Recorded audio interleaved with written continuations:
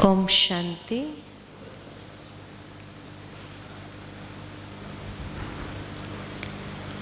Our today's lesson is on the spiritual significance of the great epic of India, that is the Ramayana. We all know today in the world, Bharat's epics are so famous that even the Westerners have started taking interest in understanding what this epic is trying to tell us, or how it is related to human beings in the modern age. And actually it contains a message for the people in this age, because there is a Ramayana taking place in the lives of people also. So how can we connect that epic with our present world or present lifestyle, so that we are able to have the solution also? Because these great epics give us the solution also of how to handle our lives through these present times. And therefore, understanding the significance of this epic unveils the mystery of so many subtle aspects of our life, that we are able to apply them and make our lives more comfortable, more easy, so that we are able to lead a happy life. In this great epic of Ramayana, when we see the character of Ram, Sri Ram is such a character which is shown to be very faithful in his relationships. And at all different relationships, or at all levels of his life, we find that he knows the technique of how to maintain those relationships. Never throughout his life have we ever seen that Sri Ram ever had any negative thought towards anybody, whoever it was, whether it was Mantra, whether it was Ravan himself. But Sri Ram never had any negative thought for anybody, nor did he have any negative thoughts or negative attitudes for the situations that came up in his life. He never complained. But human beings in today's age, whenever any situation comes up, we start blaming others, we start complaining about others, that this person is responsible for this happening in my life. But Sri Ram is such a character. He also had to go through different type of situations, different type of circumstances. He also had to face some devilish characters, people also. There were so many events that were continuously happening in his life as well.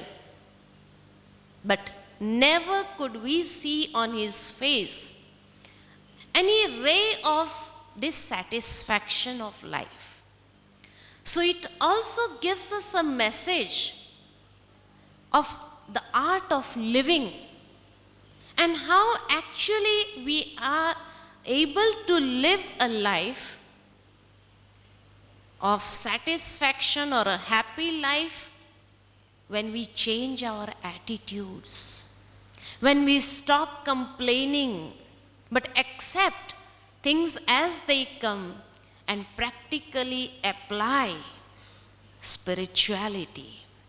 Sri Ram had great spirituality in his life. So in the present time also, we are not just talking of that Ram who was the son of Dasarath, but actually there are three Rams. One Ram is the son of Dasarath. Another Ram is that which we call to the Supreme Being. He is also the Ram who is beyond all the sufferings and happiness, who is beyond all the dualities of life. Jagat se nyara Ram, the one who is beyond this worldly pleasures and pains. And the third Ram is Atma Ram. The soul is also depicted as Ram in the scriptures. So actually it is a story of the soul, Atma Ram, and the Supreme Ram. But they are personified as the son of Dasarath Ram, and the whole Ramayana is being shown to us. If we see in the present time how it is connected with Atma Ram and the Supreme Soul Ram, we shall see that in the modern age, the human being's life is like a battlefield. And when it is like a battlefield, there is a constant war going on between the good and evil. Evil is shown as the negative forces or the asuras or the devils who were connected with Ravan, and the good who were connected with Ram. The positive forces that were connected with Ram's life. In the present time, if we find that in this war, whenever any human being tries to challenge Ravan, he was such a character that he could adopt various forms. And sometimes he would adopt such a form of deceit that hardly people are able to recognize. In the modern times as well, when human beings are also leading this life, sometimes the negativity also comes in the form of a deceit, and we are not able to recognize it.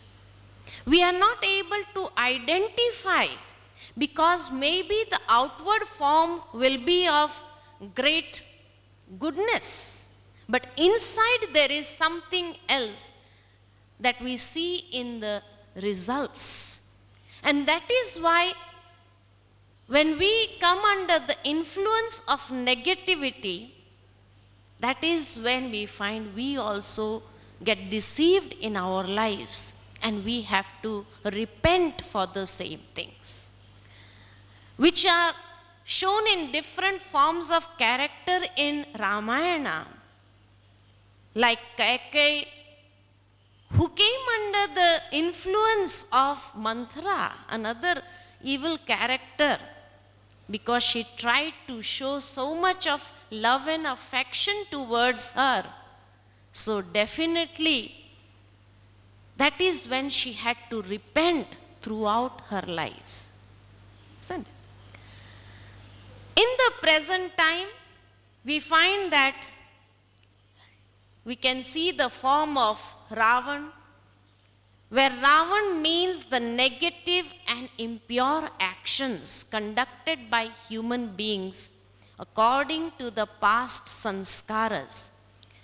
And when one believes in taking up a positive path, then it is like challenging the negative powers which are influencing their own self, and one has to fight to conquer those evil forces, the negative powers, and which will take a very violent form also before taking leave of it.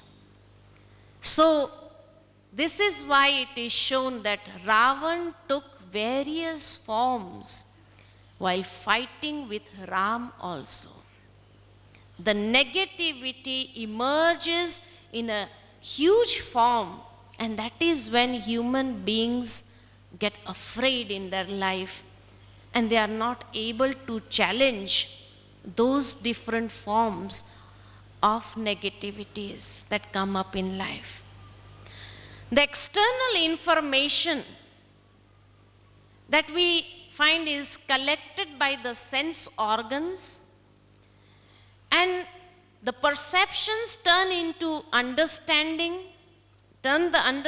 into sanskaras, and on the basis of these sanskaras, the individual tries to perform actions. By controlling the sense organs and disciplining of the mind with the help of the wisdom, we are able to take proper decisions in life. And thereafter, we are able to lead a happy life. After continuous practice of disciplining the mind, one is able to dispel the ignorance that is prevailing in his life and is able to discriminate between the good and evil at every step. This is the secret of life. So we have to discipline the mind, and we can do this disciplining by taking the help of wisdom, the spiritual wisdom. Therefore, the one who has spirituality in his life is portrayed as Dasrath. Dasrath is the one who is able to command his 10 senses. Das Rath. Das means 10, and Rath means the chariot. This body is like a chariot with 10 organs, 5 physical sense organs and 5 subtle Gyanendriya sense organs. So when we have command upon all the 10 sense organs, we are also known as Dasrath. The body is the chariot with the 10 horses. The organs are very much like the horses. So once we are able to control the sense organs, we are able to develop a very good intellect, or we are able to develop the wisdom in our practical life. Dasrath was such a character who was shown with 3 wives. He was the king of Ayodhya. Ayodhya means a place which is devoid of war. Means devoid. Yodhya means where there was never wars taken place. So it was such a peaceful place. He was the king of Ayodhya, and he had everything that nature could bestow on him. Not only that, but the only thing he was lacking in his life was he did not have some heirs. And that is why he performed a sacrificial fire. And the essence that he got from the sacrificial fire, he distributed them between his 3 wives. And the 3 wives are the 3 specialities that he had in his life. a one who has self-sovereignty, a one who is able to master his sense organs, has three specialities or main characteristics in his life, and these are the three wives, Kaushalya, the embodiment of all efficiencies. Kaushal means efficiency. So the one who is the embodiment of efficiency, Kaikeyi is the one who is the embodiment of all attainments, and Sumitra, who did not have any enmity with anybody, who had friendship with everyone, but that friendship was also not based on attachment, a detached friendship.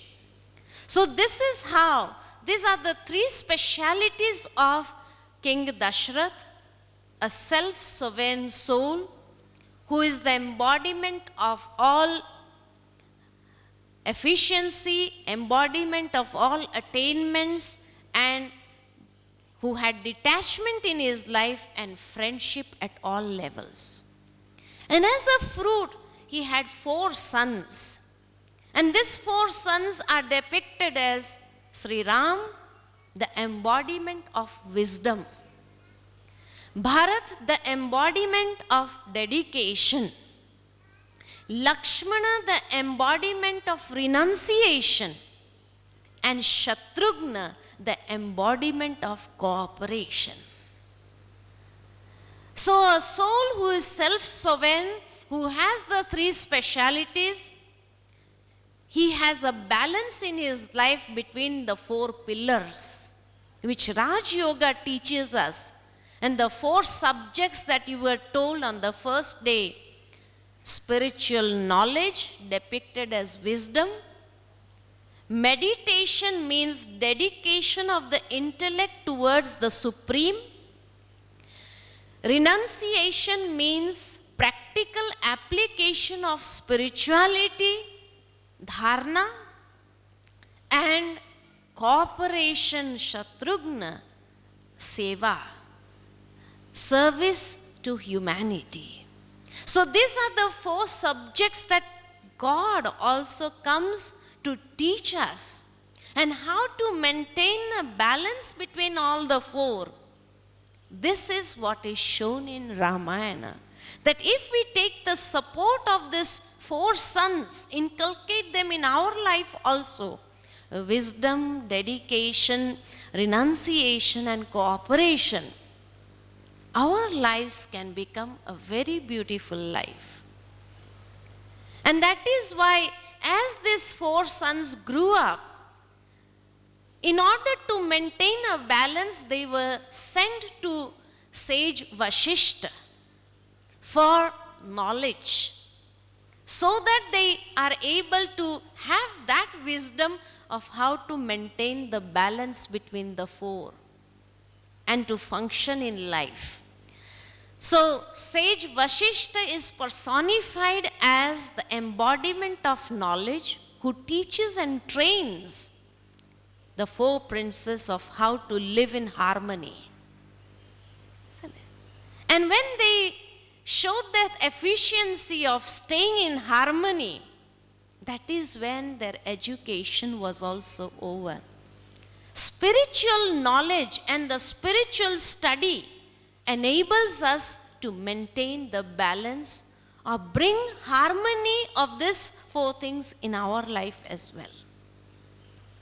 And that is why after sage Vashishta, it is shown that when they come back to the palace, sage Vishwamitra comes to take them with them. And who is sage Vishwamitra? Vishwamitra means when he takes wisdom and renunciation with him, through the spiritual study, through the inculcation of spiritual knowledge, the renunciation of the body consciousness of I. When ego is renunciated from our life, we are able to inculcate true wisdom. And this is how we are able to develop an attitude of universal brotherhood in the world. Vishwa Mitra. Vishwa means universe. Mitra means brotherhood. Then only we are able to develop the attitude of universal brotherhood in the world and function on the basis of this attitude. So this is the attitude that is the result of the spiritual study that we have regularly in our life. It is said that sage Vishwamitra took the princes, both the princes, to kill the evil forces like Tarka, who was continuously disturbing the sages in the performance of the sacrificial fires. So whenever there is the attitude of universal brotherhood combined with wisdom and renunciation, evil forces like Tarka, that is lust, anger, cannot have its space in our life. We are able to completely conquer them and become a master. As we see further, that when the sacrificial fire was performed by the sages and the holy saints, yajna means an act of performance for benevolence for all. Whenever any yajna is performed, a sacrificial fire is performed, it has a feeling that everyone should be benefited through this sacrificial fire. So it is an act of benevolence for the entire world. So when we have the attitude of universal brotherhood combined with wisdom and renunciation, we can become protectors of all the divine qualities by performing the acts of benevolence towards all. And this is how we are able to overcome the evil powers, negative elements and forces which are trying to pressurize the human beings in their practical life. So even one soul can protect the good from the evil in the society if they are able to practice this act of benevolence in their life. So this is how we overcome those devils, asuras, who are trying to put obstacles, who are trying to stop those people who are doing the acts of benevolence for all. There are such forces in today's world as well. Whoever is trying to do something good, they will try to stop him.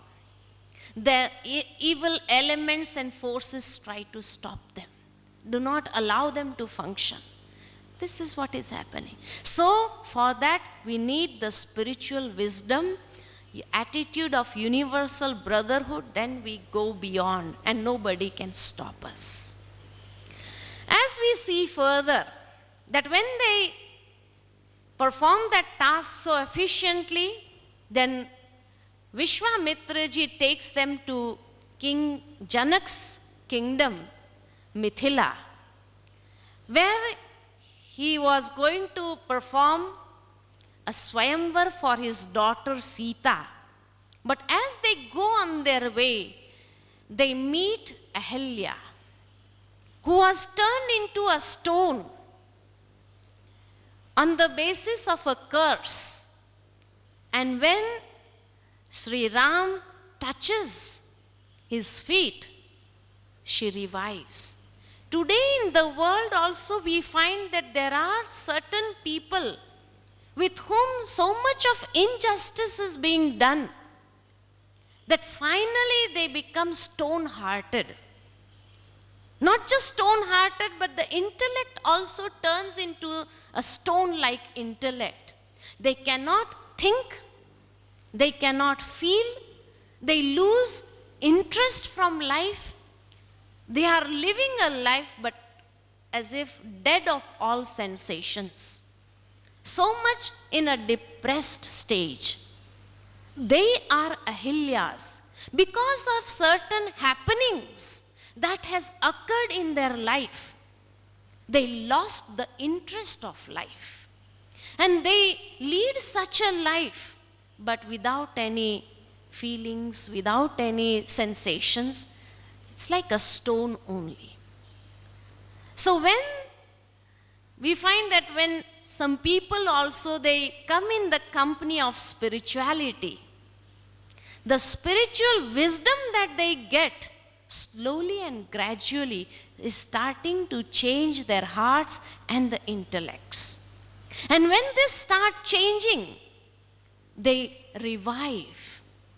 And they start with that ray of hope in their life that we can lead a normal life. We can come back into this world and we will be accepted by the world as well if we inculcate this spirituality.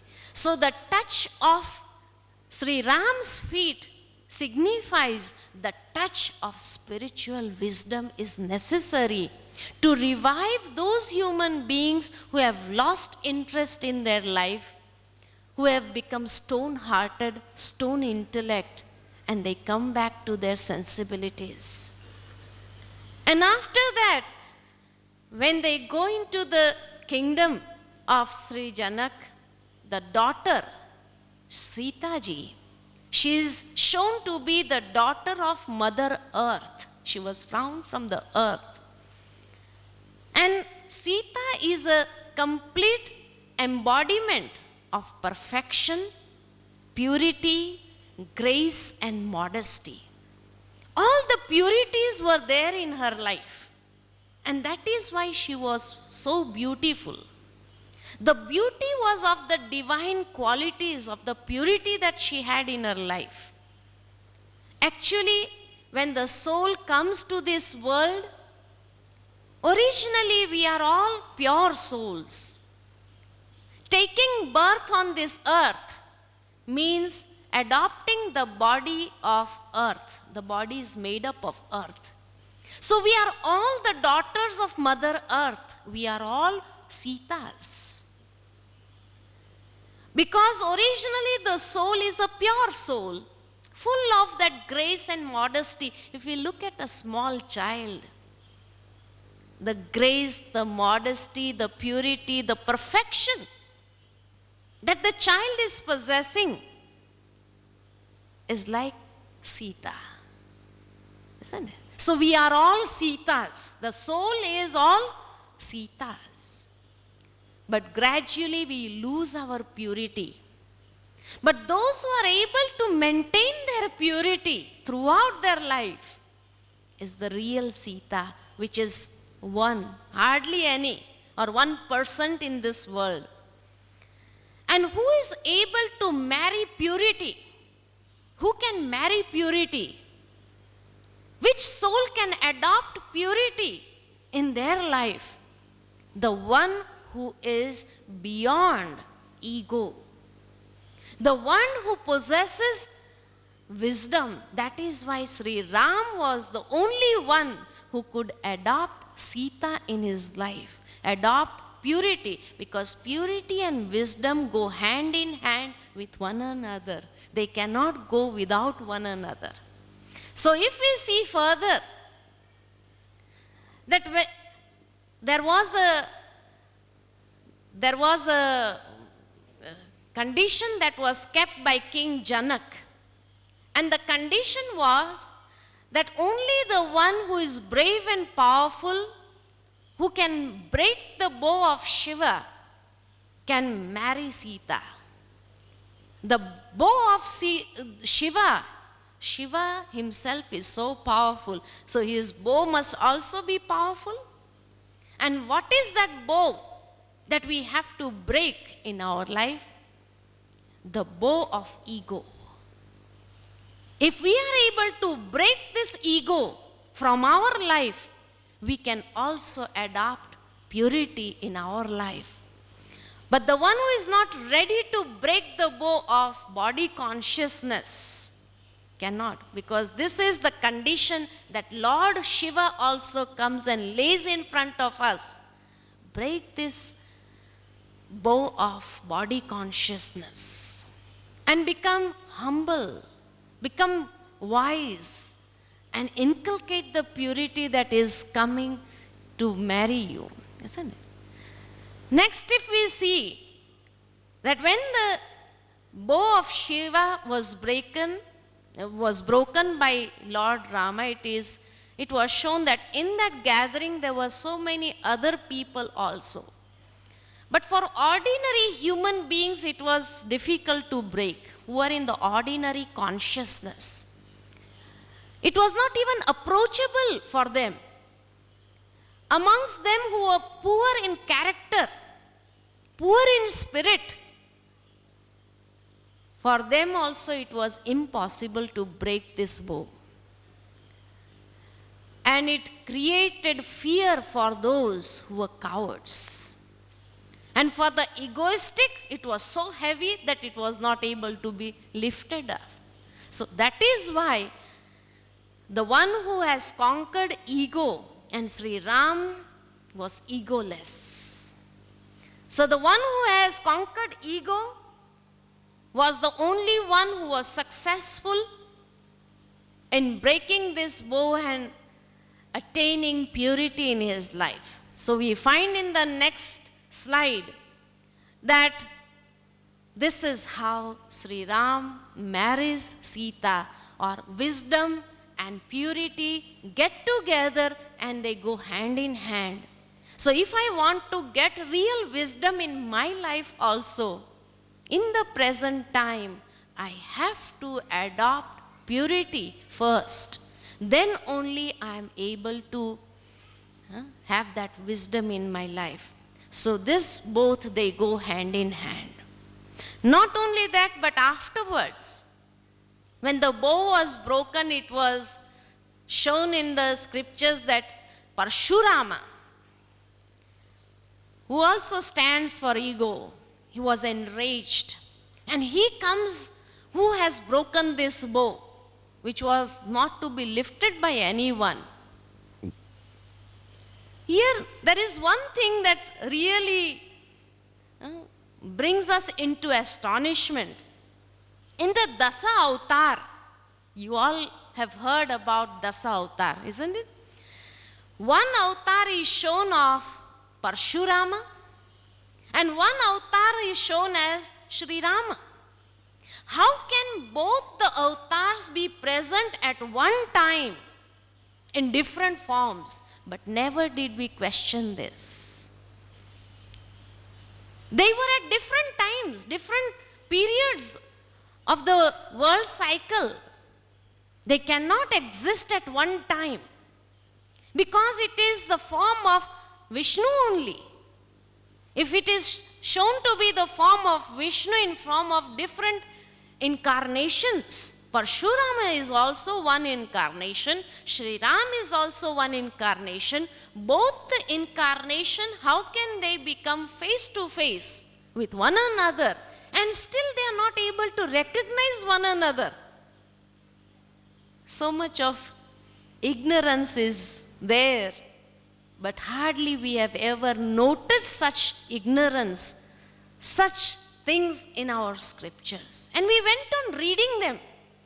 Parshurama got angry and he came in front of Ram, and Sri Ram with his sweet words tried to console him and cool him down, and showed him his divine original form, and that was when he came to recognize him. How can it be possible? So there are certain things which we cannot digest at times.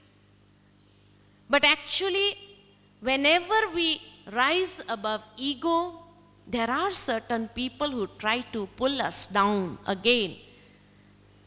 But the one who has attained purity, they are able to console others also, comfort others also with their sweet words.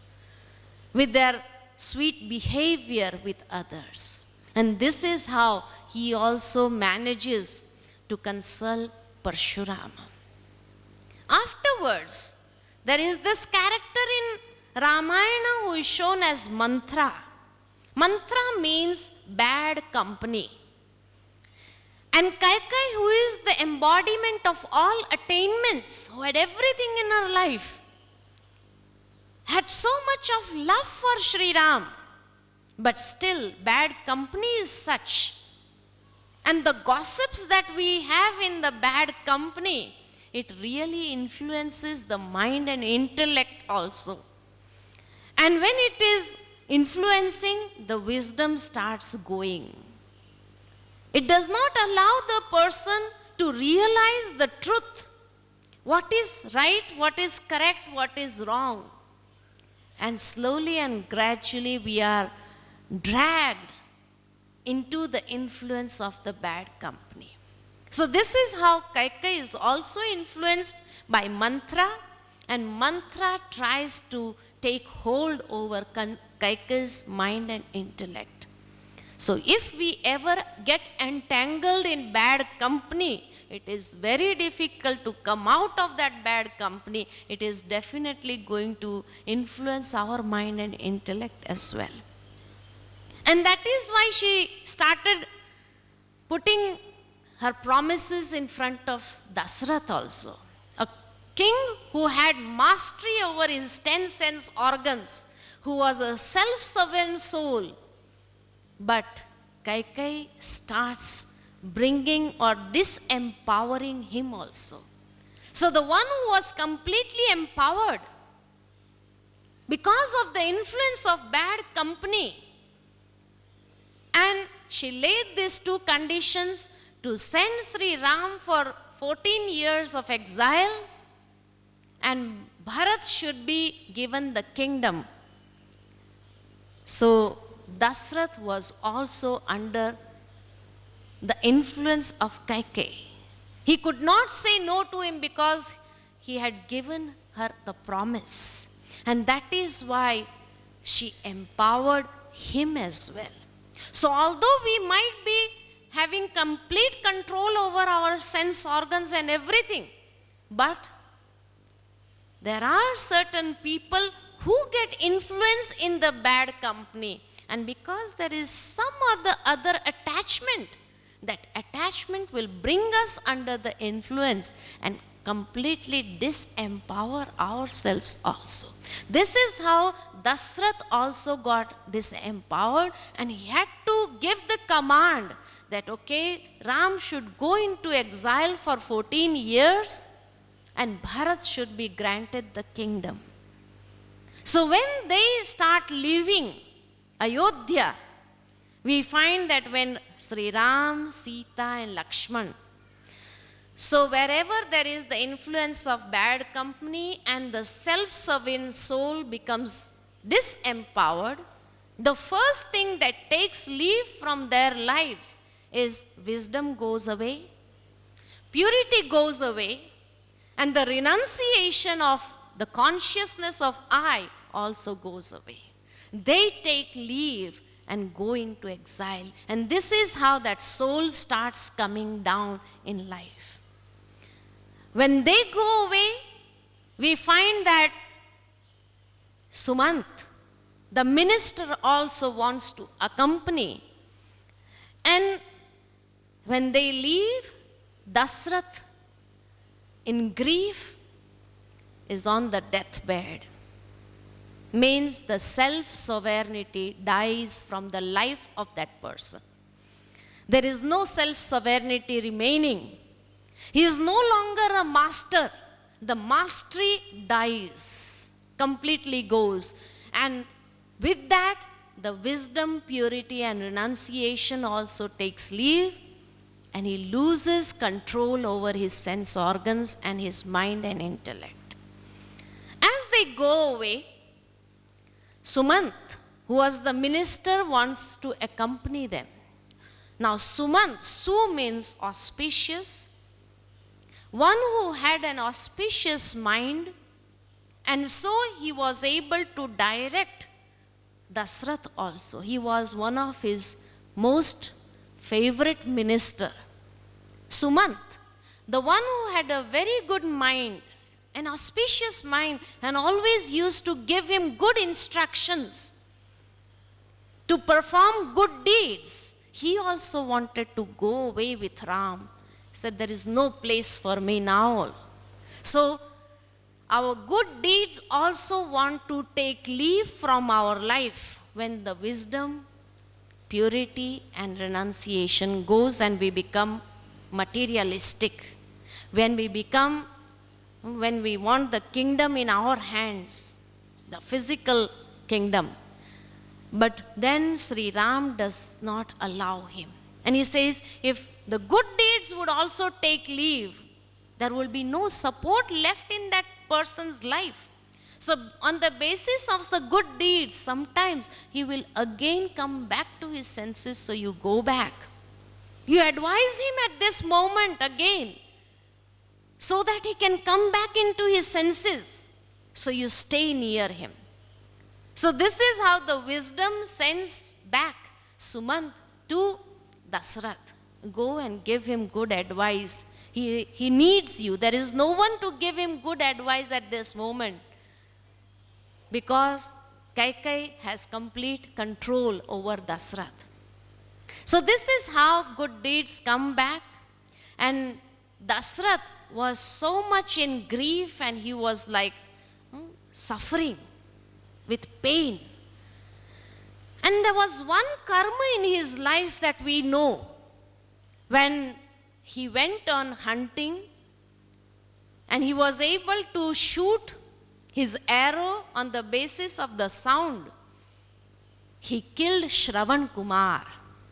And when he had killed Shravan Kumar, his parents cursed him that you will also die when your no sons will be in front of you, and out of grief, just as we are dying.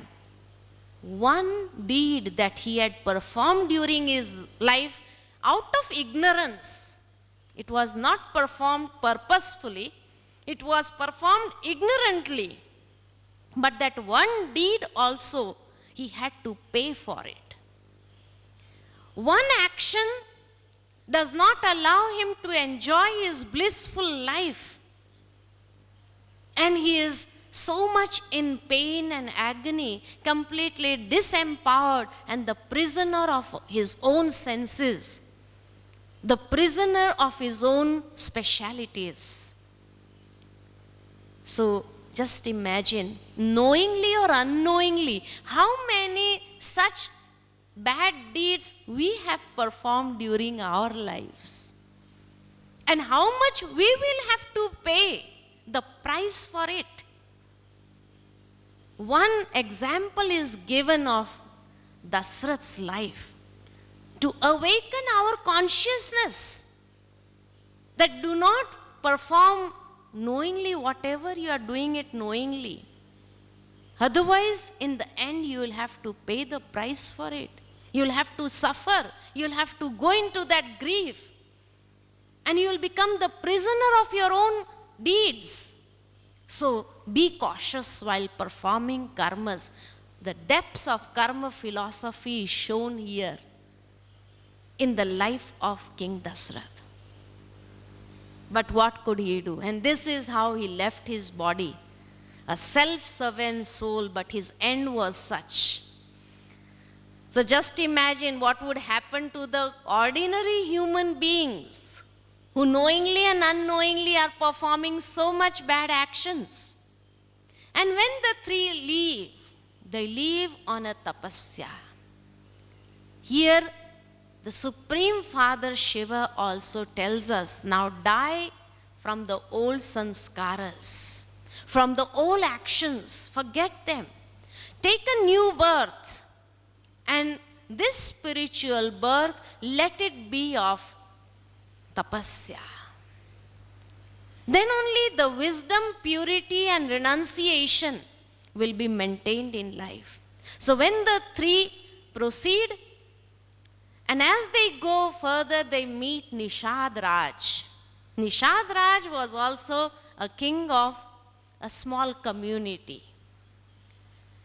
And he arranges for them to go beyond on the further journey. The boat was taken of Guhu. The boatman's name was Guhu.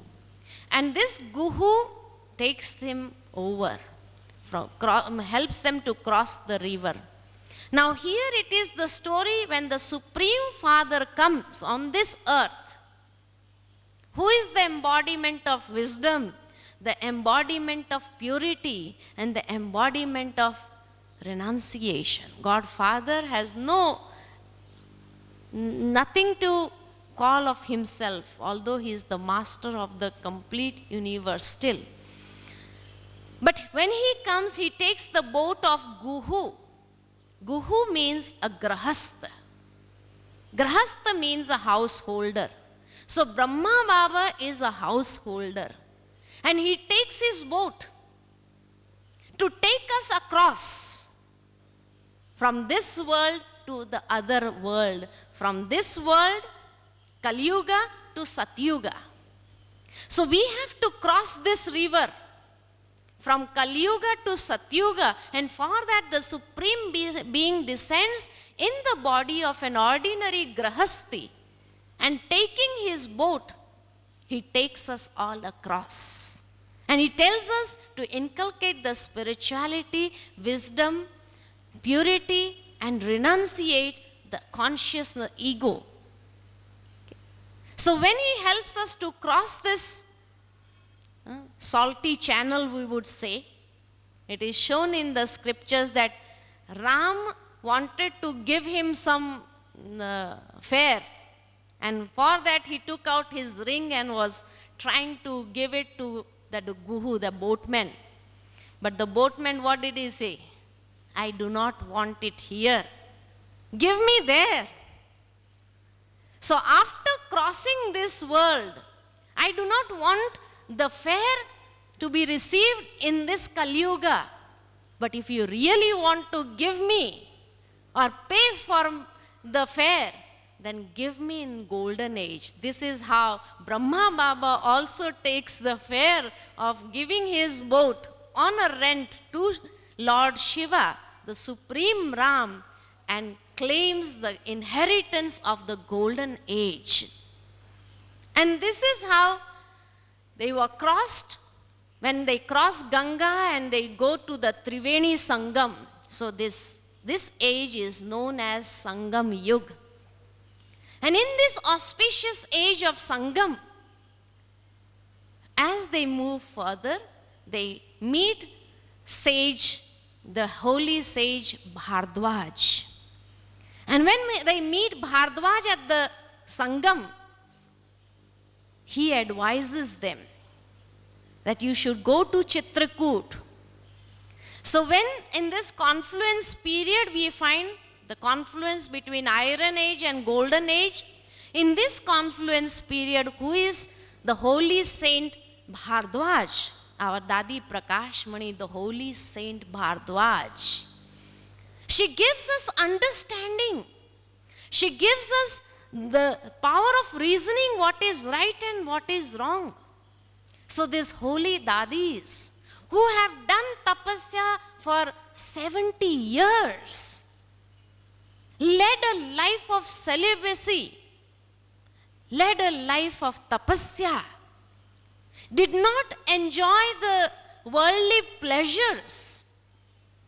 They are the true saints, the holy sages.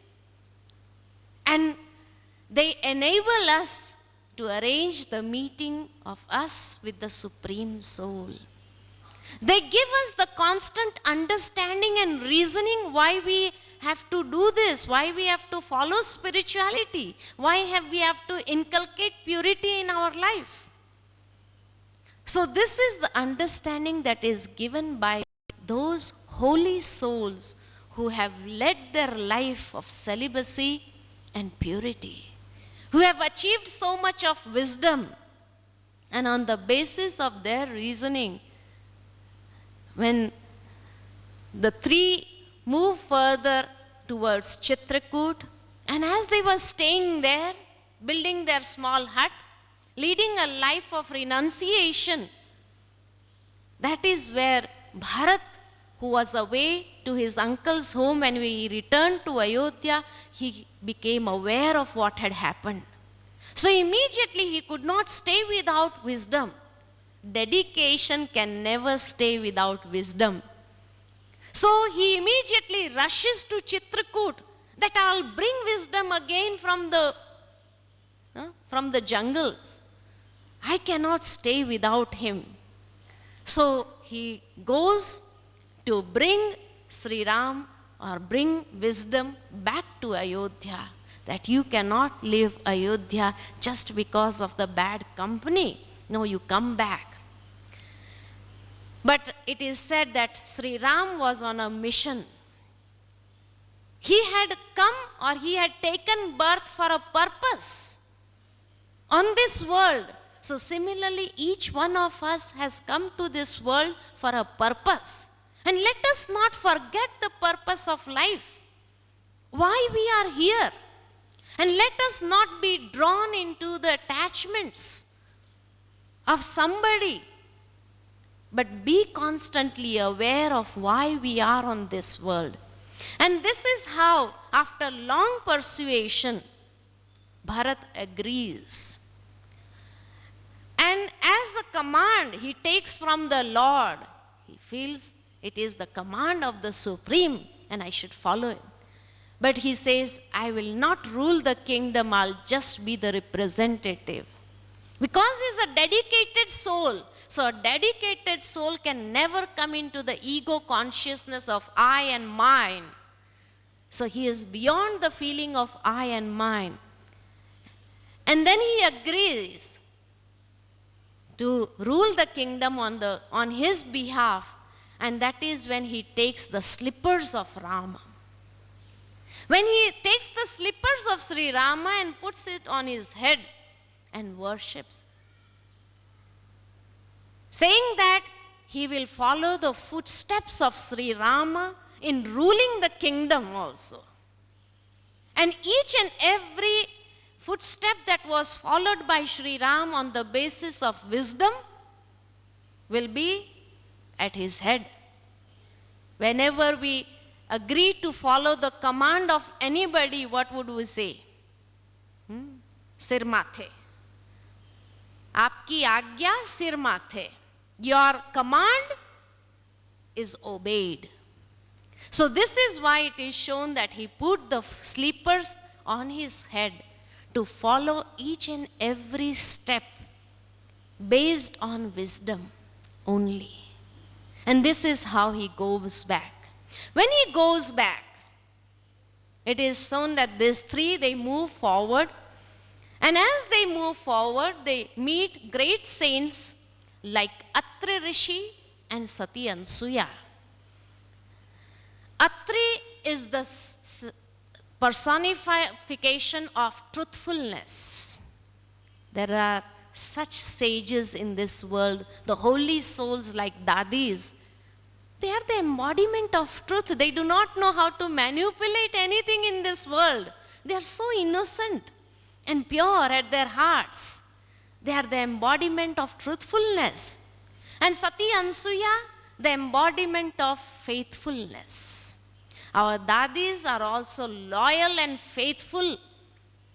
And they are the personification of loyalty, faithfulness, and truthfulness.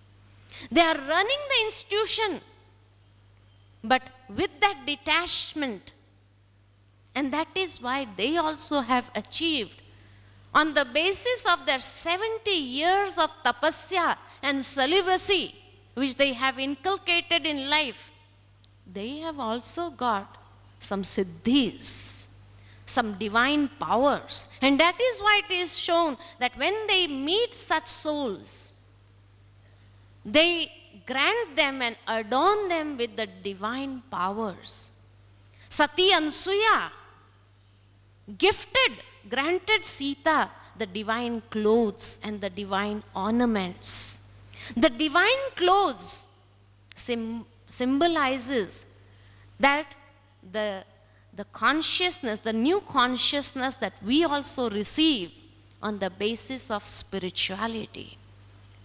So this consciousness of the body is removed, and we adorn ourselves with those ornaments of knowledge, and we adorn ourselves with the dress of spirituality.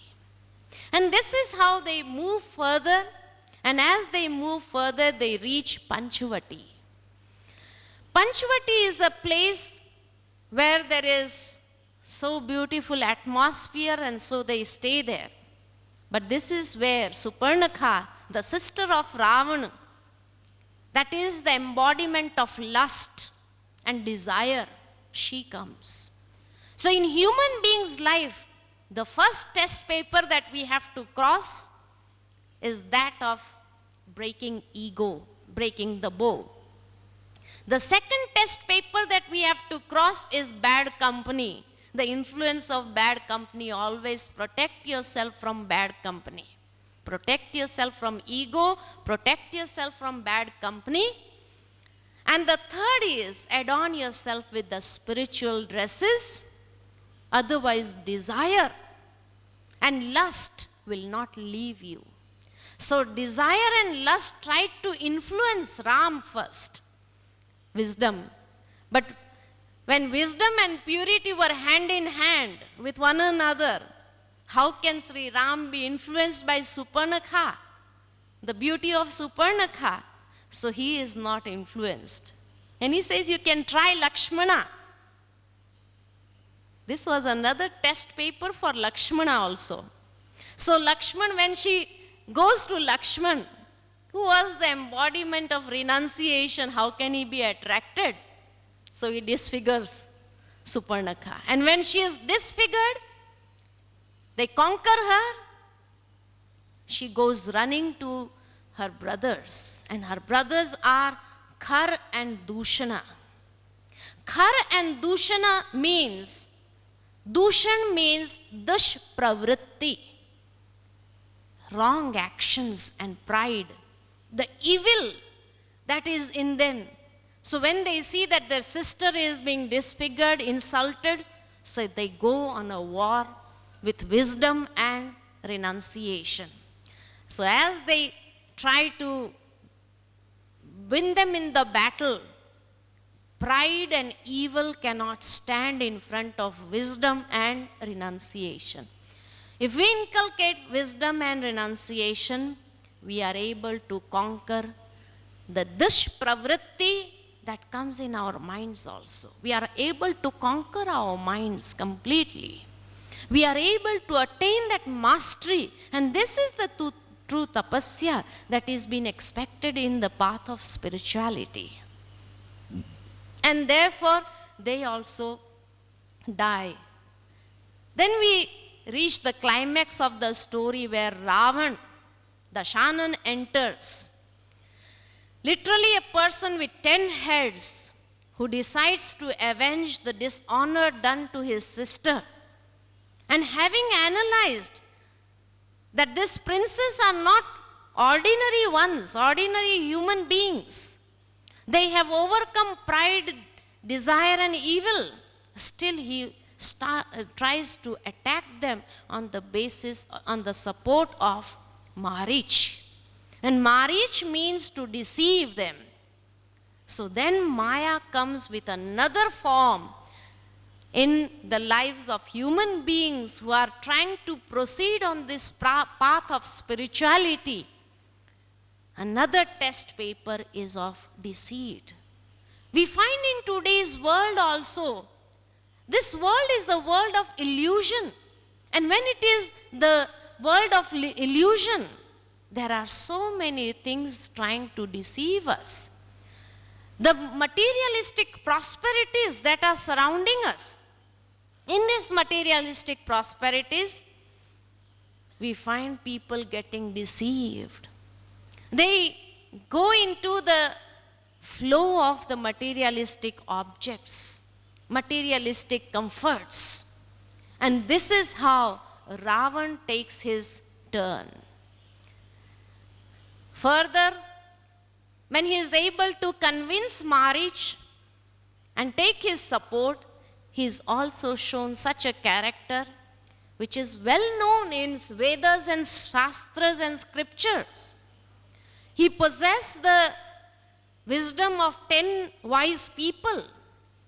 He was having great knowledge in science and different arts, everything.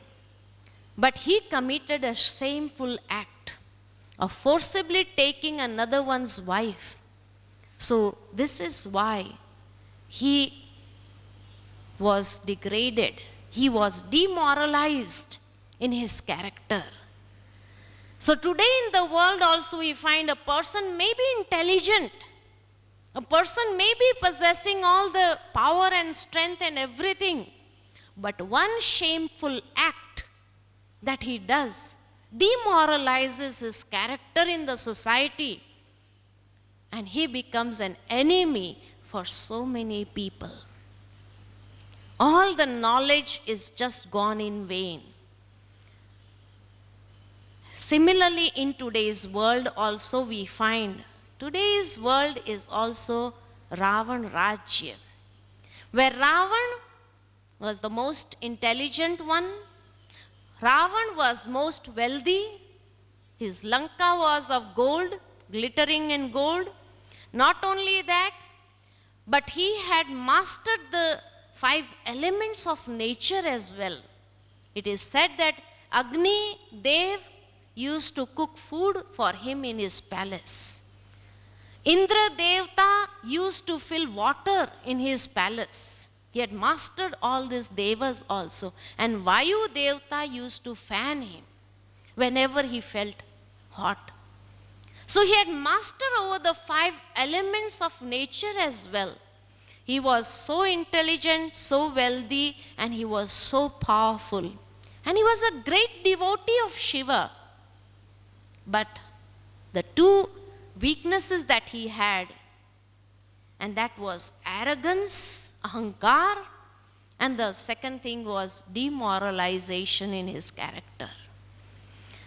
So these 2 things made him fall. Similarly, in today's world also, human beings have so much of intelligence, and especially in this age of information technology, we have also mastered the 5 elements of nature and captured them into our houses and kept them in our houses. We just open the tap and Indra Devta is filling waters in your house, isn't it? You just switch on the fan and Vayu Devta is there to fan you. You just switch on the gas button and the Agni Devta is there to cook for you. Haven't you mastered and kept them as prisoners and locked them in small buttons? Just as Ravana did. And today also, if you see the world at night, the big cities are glittering in gold. It looks like as if it is the Lanka of Ravan, glittering in gold. So it is the reflection of that Ravan's kingdom in today's world. Today also we find these 2 things. Arrogance is increasing day by day. The ego is reaching its heights. And demoralization of character is there in everybody's life.